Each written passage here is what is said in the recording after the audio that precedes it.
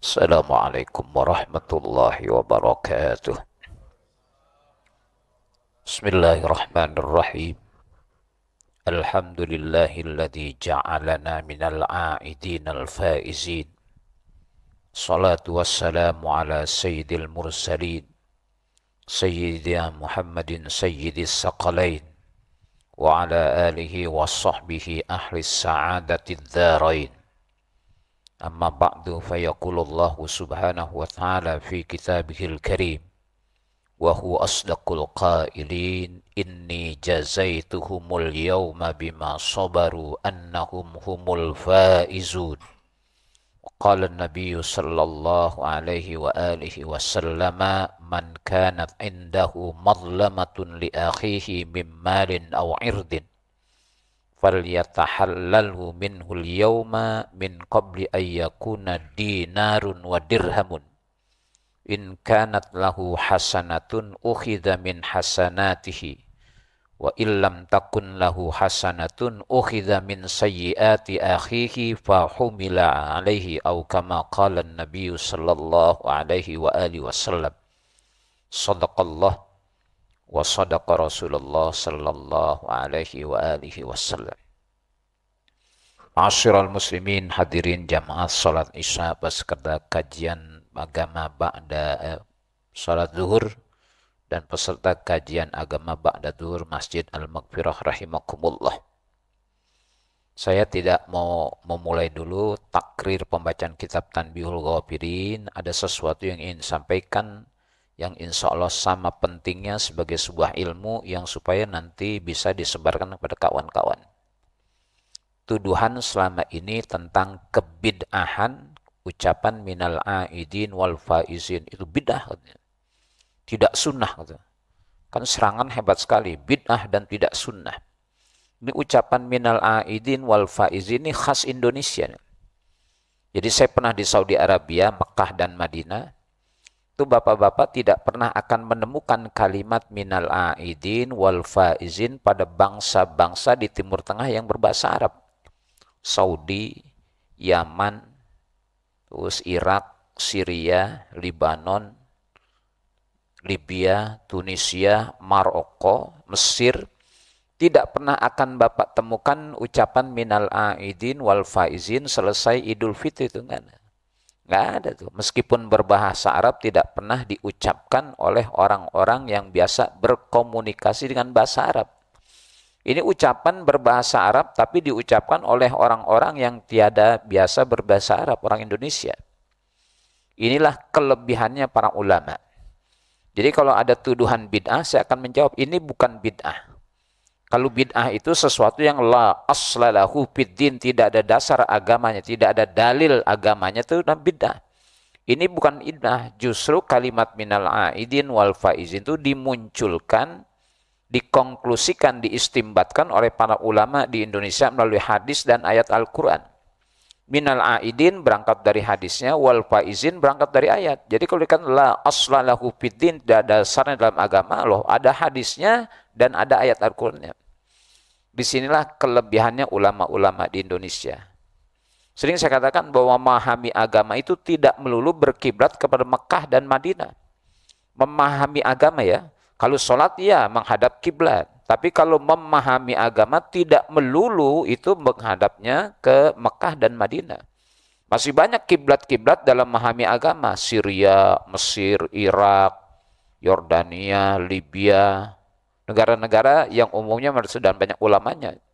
Jadi memahami agama itu tidak melulu berkiblat Mekah dan Madinah. Salah besar.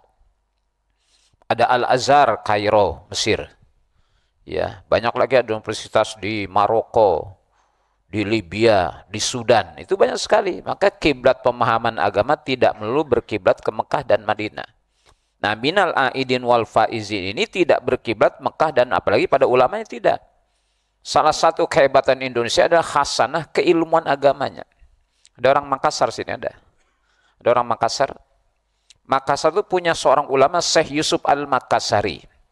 Kalau bapak-bapak ke South Africa, Cape Town, di sana ada kampung-kampung Makassar. Itu banyak orang-orang Makassar. Jadi Coto Konro itu ada di Cape Town, South Africa. Karena banyak orang Makassar di sana. Jadi orang bakar ikan, sebenarnya orang Makassar senang ikan tuh di sana banyak.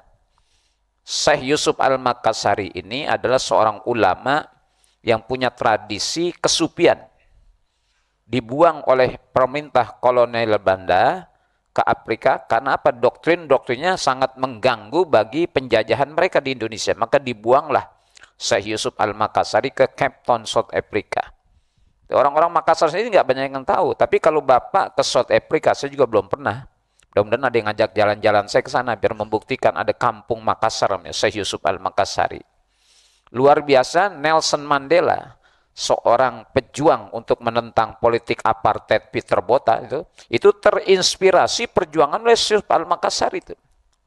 Ya, terinspirasi perjuangan untuk membebaskan dari politik apartheid Peter Botha waktu yang mengkelas duakan kulit hitam, itu terinspirasi perjuangan pada doktrin-doktrin tasawufnya Syekh Yusuf Al-Makassari. Satu orang Makassar. Ada orang Palembang sini. Ada Palembang. Palembang punya ulama Syekh Abdul Somad Al-Falimbani. Itu punya karya tasawuf 3 jilid Syiarus Sadikin dalam Arab Melayu beliau tulis itu. Kayaknya orang-orang Palembang sebenarnya tua juga dari segi ilmu karena ada Syekh Abdul Somad Al-Falimbani. Terus orang Banjar, ada Banjar sini? Ini orang mana sih ditanya Banjar? Nggak ada, Bugis nggak ada. Palembang ada orang mana nih? Ya, kalau orang Banjar punya Syekh Arsad Al-Banjari. Syekh Arsad Al-Banjari. Orang Padang, ada Padang sini? Padang, sampai Padang kagak ada. Heran gue nih. Ya, punya Syekh Yasin Al-Fadani atau Syekh Ahmad Khatib Al-Minangkabawi itu. Di Timur Tengah, di Mekah itu masyhur nama Syekh Yasin Al-Fadani atau Syekh Ahmad Khatib Al-Minangkabawi. Orang Aceh, ada Aceh sini? Ada mana Aceh? Syekh Abdul Rahub Singkil tuh, Syekh Abdul Rahub Singkil ya, daerah Singkil. Syekh Abdul Rahub itu punya ulama. Bahkan seorang Grand Syekh Al-Azhar yang sekarang menjadi mufti besar Mesir, Profesor Dr. Ali Jum'ah. Profesor Dr. Syekh Ali Jum'ah itu justru berguru pada ulama Indonesia, Syekh Yasin Al-Fadani. Terus berguru lagi pada orang Pacitan. Ada Pacitan sini? Gue heran pe Pacitan kagak ada. Gimana sih bapak-bapak nih? Nang baik lagi. Banyak orang mana nih? Parung kali ya.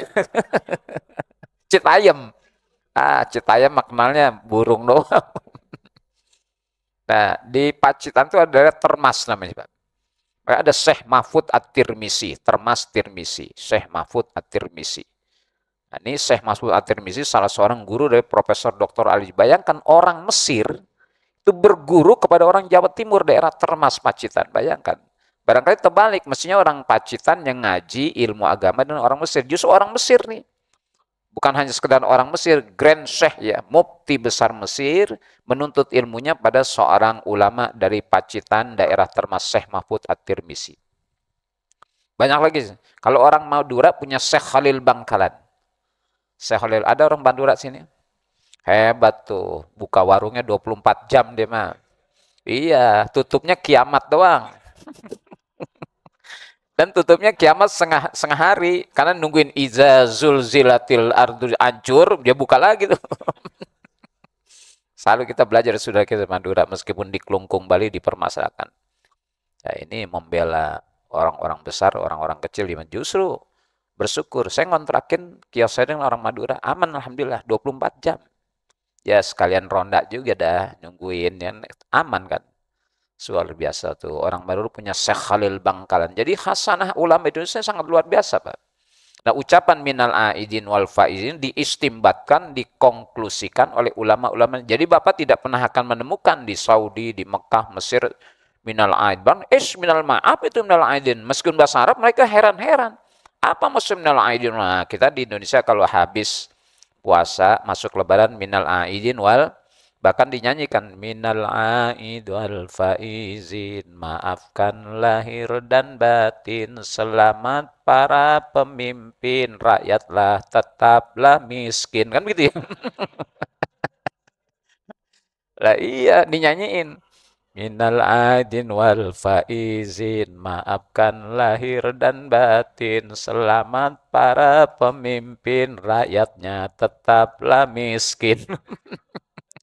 Tuh, alhamdulillah. Dari mana minal aidin? Dari hadis Nabi sebetulnya.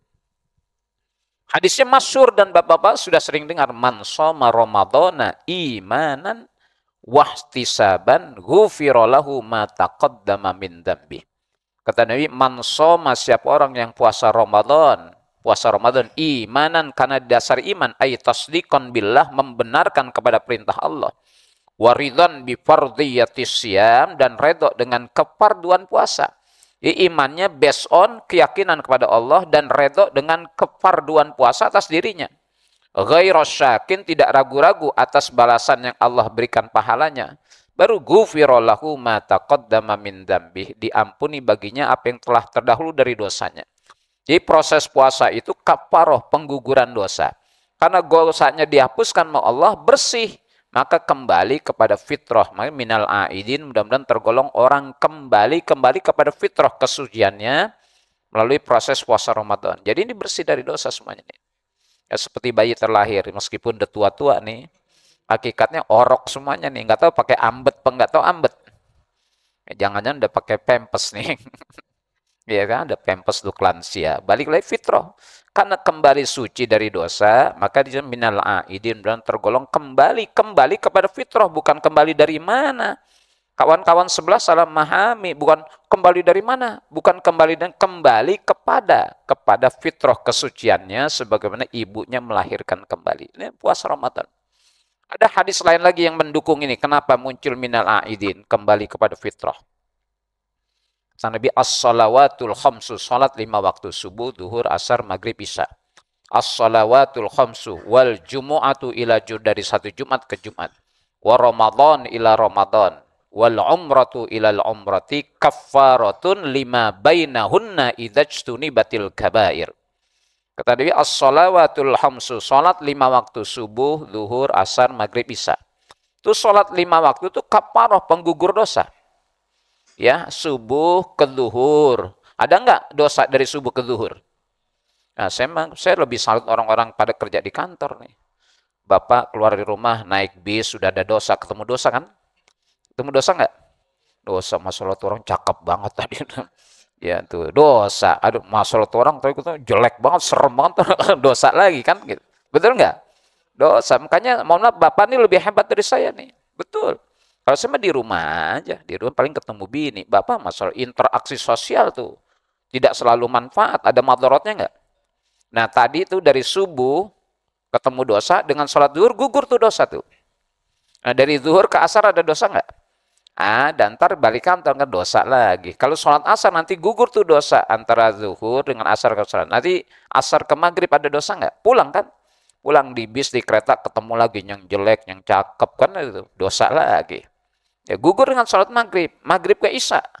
Ada dosa tuh meskipun jedahnya sedikit ada dosa. Isya ke subuh lebih lama lagi ada dosa. Nah itu kafarah namanya. Digugurkan dosa-dosa kalau kita melakukan sholat 5 waktu. Itu namanya kafarah yaumiyah. Pengguguran dosa harian. Kita bersyukur nih kalau sholat 5 waktu bersih dari dosa. Karena fungsinya kafarah yaumiyah, pengguguran dosa harian. Subuh ke zuhur, zuhur ke asar, asar ke maghrib, maghrib ke isya, isya ke subuh. Hebat. Makanya rugi orang tidak sholat 5 waktu, pertama dia dosa. Tidak mengerjakan ibadah yang paling utama, sholat, berdosa. Yang kedua, rugi dia tidak menggugurkan dosa-dosa yang terjadi selama 1 hari itu. Kafarah yaumiyah, pengguguran dosa secara harian. Selesai, alhamdulillah kita seharian penuh dosa kita dihapuskan oleh Allah yang kecil-kecil.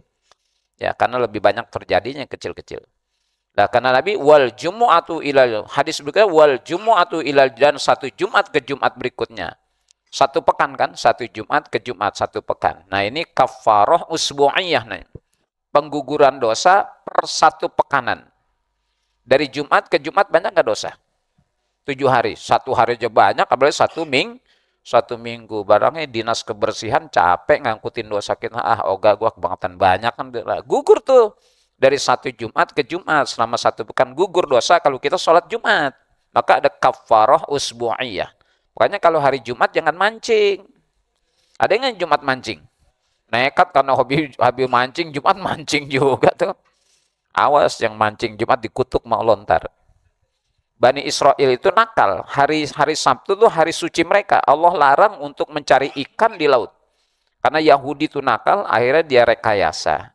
Dia bikin kanal dari laut, dia bikin kanal, lautnya di Tanjung Priok, dia bikin kanal ke sini Kuningan, saluran air. Nah, air kumpul di sini. Nah, nyari ikannya di sini. Kata mereka, kami tidak nyari ikan di laut. Enggak, itu nakalnya Yahudi tuh. Dia rekayasa. Jadi dari laut dia bikin kanal, di sini dia bikin danau nih. Air laut ngalir semuanya ke sini. Nah, ikannya kan ke sini. Mereka berhilah kepada Allah nakalnya. Kami tidak nyari ikan di laut dari sini, tapi kan airnya dari laut, ikannya ikan laut. Maka dikutuk kunu kirodatan khasiin. Jadilah kalian monyet-monyet yang hina. Dikutuk betul lagi nyari ikan jadi monyet. Makanya kalau hari Jumat pada mancing nih, harus dikutuk maulon nih. Hari Jumat di empang isinya kunyuk semuanya. Kita pulang Jumat dia nenteng ikan, kunyuk nenteng ikan, no kunyuk, kunyuk nenteng ikan. Itu yang nakal kalau hari Jumat tuh dosa nggak boleh jangan. Tar habis sholat Jumat mancingnya. Tapi kalau hobi mancing kan nggak kenal. Masya Allah, dari pagi sampai malam mancing. Awas hati-hati kalau dikutuk jadi kunyuk. Awas nih kunyuk dulu nih, yang pada hari Jumat pada mancing nih. Mana anak parung? Citayam mana Citayam? Awas Citayam kunyuk semuanya ntar. Tuh satu pekan ada namanya kafaroh usbu'iyah, pengguguran satu perpekanan. Nah Ramadan ila Ramadan, dari Ramadan satu tahun kan? Kafaroh juga itu 1 tahun dosa kita subhanallah banyak. Dan satu Ramadan ke Ramadan berikutnya gugurin dosa kata Nabi. Nah yang terakhir wal umratu ilal umrah, dari satu umrah ke umrah. Kafaratun adalah penggugur dosa, tapi syaratnya katanya idzajtuni batil kabair, bila dijauhkan dosa-dosa besar. Jadi meskipun sholat 5 waktu, kalau masih melakukan dosa besar, dosa kecil nggak gugur tuh lewat sholat 5 waktu. Meskipun sholat Jumat tapi melakukan dosa besar, tidak gugur tuh dosa kecil karena syaratnya jauhi dosa besar. Nah ini yang umroh ke umroh ini per 5 tahunan, pengguguran dosa per 5 tahunan. Jadi sunnah mengurang umroh dan haji itu per 5 tahun. Saya dapatkan dasarnya dari hadis qudsi. Nabi katakan, inna abdan sahahtu lahu jismau. Sungguhnya ada hambaku yang aku sudah sehatkan badannya. Badannya aku bikin sehat. Wa wasa'tu alaihi ma'isatu, dan aku sudah lapangkan atas dirinya rezekinya. Badan sehat, rezekinya berlimpah. Famadha alaihi khamsu sinin. Maka berlalu atas diri hambaku yang aku sudah sehatkan badannya, aku luaskan rezekinya 5 tahun. La yafidu ilayya, ia tidak datang kepadaku lewat haji dan umroh. La mahrumun, sungguh orang itu terhalang untuk mendapatkan rahmat aku. Hati-hati tuh. Kalau badan sehat, rezeki berlimpah, sudah 5 tahun tuh berlalu, enggak haji, enggak umroh. Itu kita mahrum, terhalang dari mendapatkan rahmatnya Allah. Nah, di sini disimpulkan lah. Kalau saya orang Betawi dulu, Pak, Mbak, kok nggak pergi haji lagi? Dulu Neng nungguin 5 tahun. Kok nggak haji lagi? Nungguin 5 tahun. Oh ternyata berangkat dari di sini nih, sunnah mengulangi haji dan umroh per 5 tahun.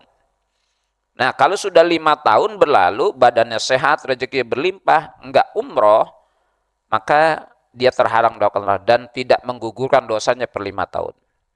Jadi ada kafarah yaumiyah, ada pengguguran dosa harian, sholat 5 waktu, ada kafarah usbu'iyah, pengguguran dosa per 1 pekanan, Jumat ke Jumat. Kafarah sanawiyah, pengguguran dosa per tahunan, Ramadan ke Ramadan. Ada pengguguran dosa per 5 tahun, umroh ke umroh.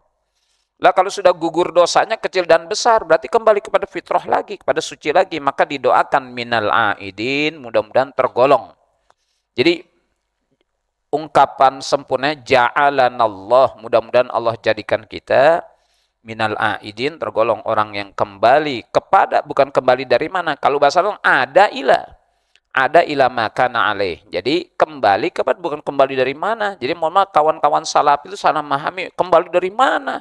Bukan kembali kepada.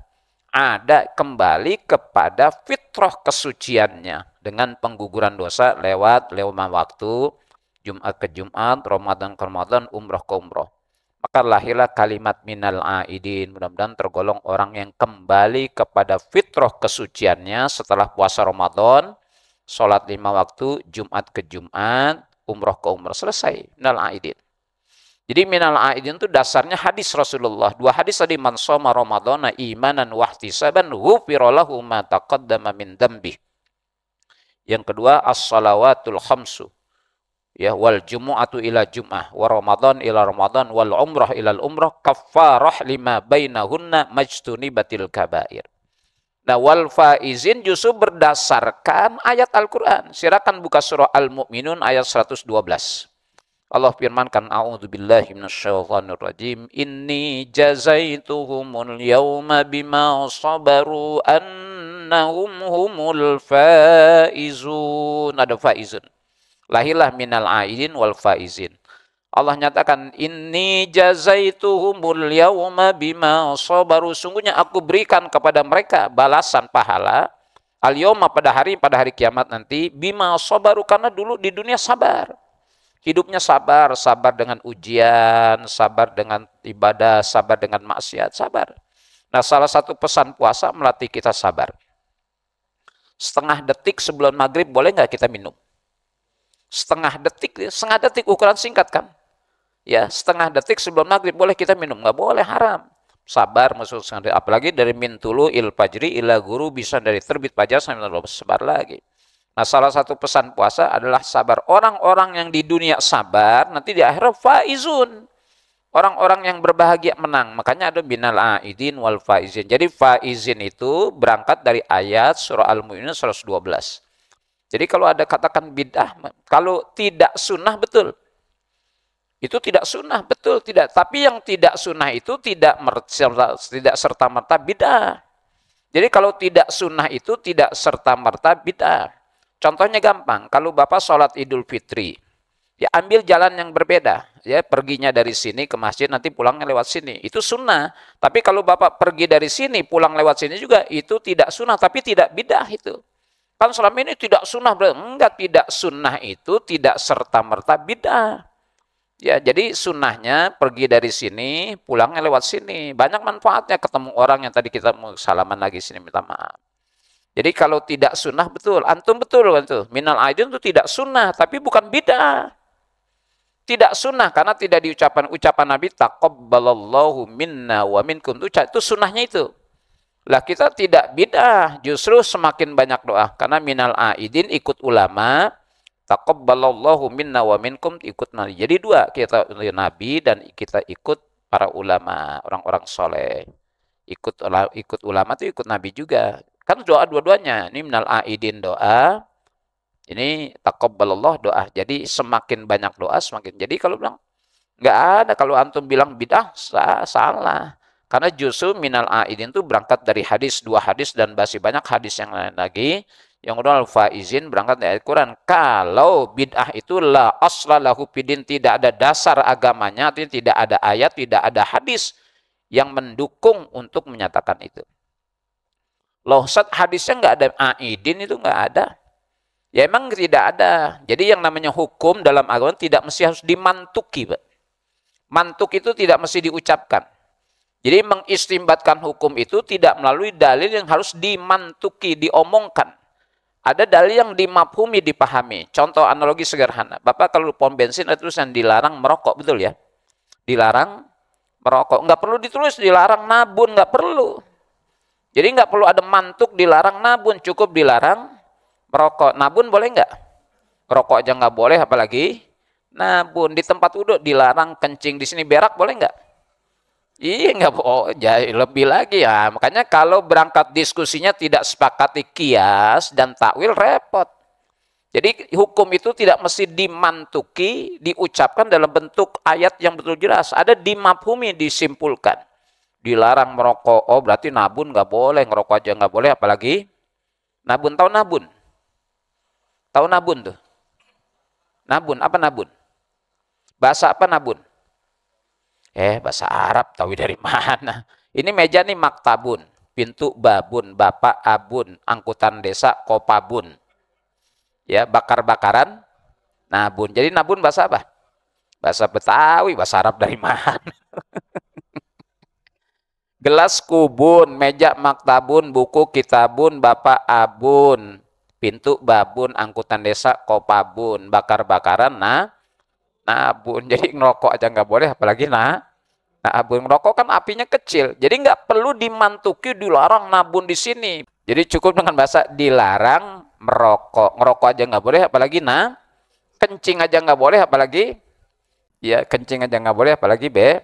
Jadi jangan cari dalil memukul, hukum memukul orang tua.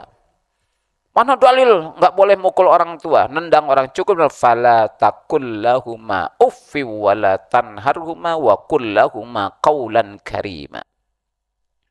Jadi ayat nggak perlu harus menjelaskan hukum keharaman nendang dan mukul orang tua, cukup fala taqul lahuma.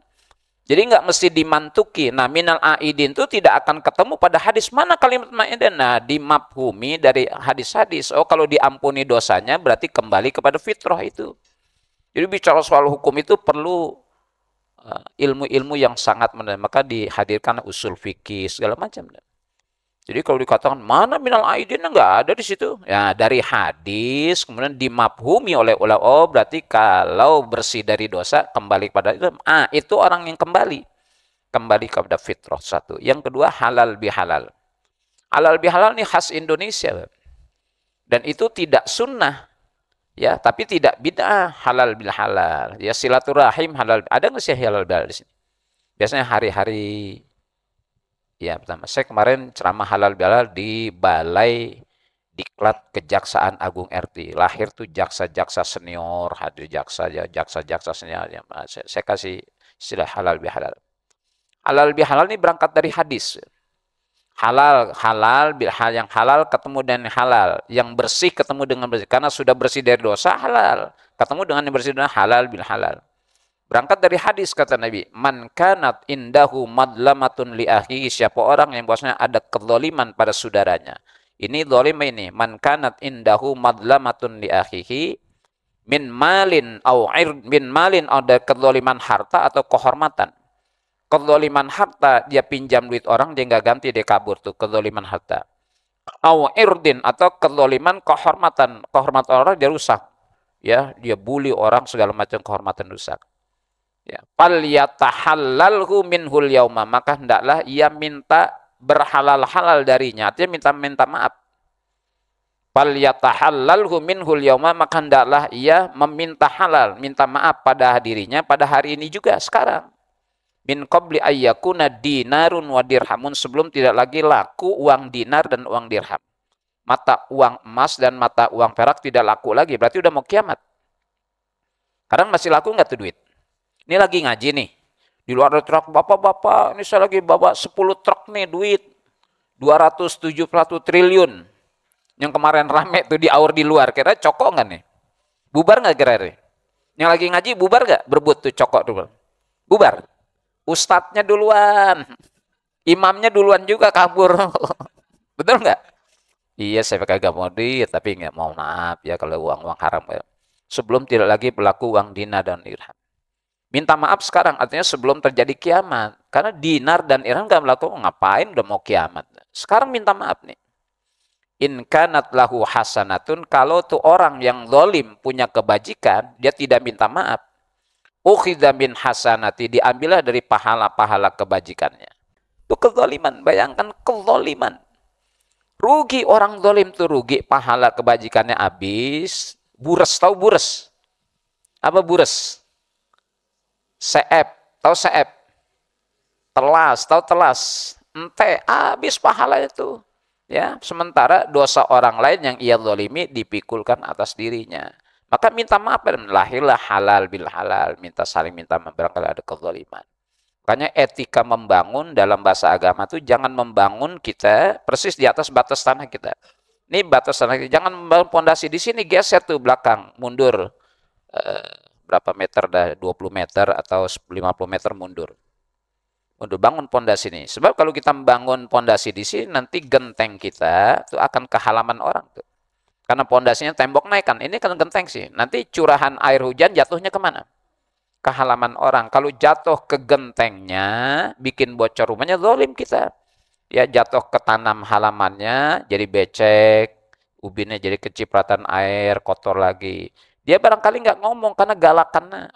Nggak mau, apa kan gue ngomongin galakan dia, biar dia gue terima. Kita nggak salah, kita menzalimi orang itu zalim. Nah, di akhirat nanti ya Allah berat benar. Makanya minta maaf. Nah, sekarang bayarnya gampang dah. Kalau kita punya pohon rambutan nih, pohonnya di sini. Cabangnya banyak ke situ nggak? Banyak ya. Kalau lagi nggak musim hujan, kalau lagi nggak musim rambutan, yang jatuh daun kering kan? Yang nyapuin siapa? Tetangga kita kan? Iya, nah izinnya Bu, Bang, barangkali kalau nanti ada rambutannya, silakan dah kalau mau jangan sengget dah.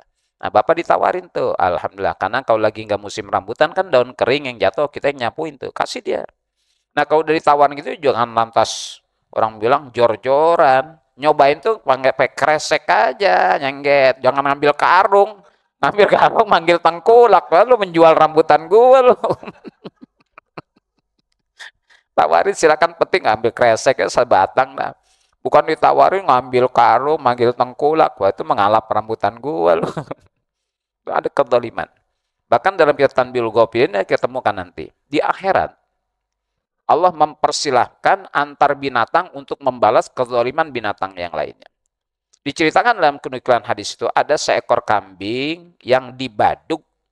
Kambing yang tidak bertanduk dibaduk oleh kambing yang bertanduk. Tahu dibaduk gak? Dibaduk gitu ya. Ini kambing yang tidak bertanduk kan nggak punya power, ya, nggak ada penjagaannya. Dibaduk oleh kambing yang bertanduk. Allah silakan kau balas. Tuh Allah mempersilahkan kambing yang pernah dizalimi oleh kambing yang lain karena badugannya. Antar binatang aja Allah persilakan untuk, apalagi nanti antar manusia. Maka sebelum itu terjadi, minta maaf sekarang. Saya tutup dengan tafsiran surah Yasin pada ayat al-yawma nakhtimu ala afwahihim wa tukallimuna aydihim wa tashhadu arjuluhum bima kanu yaksibun. Ayat. Kenapa ada ayat itu? Diceritakan oleh penafsirnya Syekh Hamam bin Zadah. Itu orang di akhirat. Neraka udah di depan biji matanya tuh. Neraka udah di depan biji matanya. Masih belum ngaku juga. Makunna musyrikin. Makunna zalimin. Kami tidak zalim. Kami tidak musyrik. Kami tidak kafir. Itu udah di depan neraka, udah di depan biji matanya, belum ngaku juga. Kami nggak syirik, kami nggak kafir, kami nggak kufur, nggak zalim. Jadi kalau sekarang masih belum ngaku juga, wajar, nerakanya masih jauh. Itu neraka di depan biji matanya belum ngaku, makanya udah shut up, diam, kata Allah. Al-yawma nakhtimu ala abwab. Jadi yang pantai bersilat lidah tuh, yang berliannya lebih cemerlang dari otaknya, kata Rocky Gerung. Kata Rocky Gerung nih, bukan kata saya. Saya minjam Rocky Gerung aja omongannya. Itu nanti pandai maka bersilat lidah. Lidahnya bersih. Yang benar jadi salah, yang salah jadi benar. Yang kalah jadi menang, yang menang jadi kalah. Karena bersilat lidah. Al-yawma nakhtimu ala. Udah dikunci rapat. Wa tukallimuna. Yang ngomong apa? Ini rekap-rekap nih. Klik-klik ya. Alibaba, server. Wa tukallimuna. Yang jadi saksi. Wa tashhadu arjuluhum bima kanu. Nanti kaki bapak jadi saksi tuh. Betul ya Allah, dia dulu ngaji Al-Maghfirah bizuhur, ngempet, dia ngantuk tuh. Kakek ngomong tuh. Jadi saksi tuh. Nah, yang ngantuk jadi bangun data. Nggak bisa bohong, karena satu badan. Ya, jadi saksi decat dengan saksi adecat nggak ada lagi. Karena surah Al-Qiyamah 14-15 kata Allah, balil insanu ala nafsihi basirah walau alqa ma'adhira. Bahkan manusia itu atas dirinya sendiri akan menjadi saksi. Tangannya berbicara, mulutnya dikunci, kakinya menjadi, ini nggak mungkin bohong, karena satu badan. Apa yang dilakukan oleh tangan, disaksikan oleh kaki. Apa yang terucap oleh mulut, udah. Itu paling adilnya alaihissallah. Kalau sekarang masih bisa bersilat lidah, Pak. Masih bisa yang punya ilmu ketatanegaraan, seorang profesor doktor, paham soal itu, tapi membenarkan pelanggaran konstitusi di hadapan Allah. Maka ucapan saya menarik omongan saya, nggak ada dalam bahasa agama. Kalau ini saya tarik omong, enggak ada. Karena mayal fidu min qaulin illa ladaihi raqibun atid. Apa yang terucap, itu sudah dicatat oleh raqib dan atid. Nggak bisa dihapus. Kalau di Indonesia, di dunia, saya tarik ucapan saya, itu iya. Tapi dalam pandangan agama nggak ada menarik omongan. Karena apa? Makanya hati-hati sebelum kita berucap. Karena sekali berucap sudah ditulis, mayal fidu min qaulin illa ladaihi raqibun atid. Ini pembukaan pengajian, saya mendudukan masalah minal aidin wal fazin, bukan bid'ah. Halal bila halal, bukan bid'ah. Ya, kalau tidak sunnah iya. Tidak sunnah iya. Maka kita ikut doa Nabi dan doa para ulama. Doa para ulama minal aidin wal faizin, doa Nabi taqabbalallahu minna wa minkum taqabbal ya karim. Mudah-mudahan negeri yang kita cintai ini betul-betul negeri-negeri yang dipimpin oleh orang-orang yang adil, bijaksana, Orang-orang yang tidak ada kezaliman pada orang-orang yang telah berbuat zalim, minta maaflah sekarang juga sebelum tidak lagi nanti berlaku uang dinar dan uang dirham. Sampaikan kepada keluarga semuanya, mari sama-sama kita bangun negara yang kita cintai ini dengan penuh kasih sayang di antara kita, saling memaafkan dan tidak mendolimi satu dengan lain. Sadanallahu wa iyyakum ajmain. Wa'alafu minkum. Assalamualaikum warahmatullahi wabarakatuh. Halal bihalal Pak. Salam. Sallallahu alaihi